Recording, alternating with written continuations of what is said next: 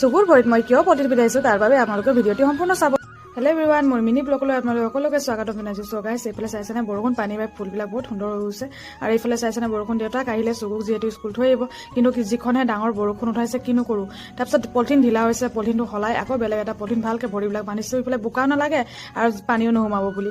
কিন্তু মোৰ কিবা এটা ভুল হ'ল, দেউতাকে আহি আকৌ শুধৰাই দিলে যে পলিথিনটো ভুলকৈ বন্ধা হৈছিলে।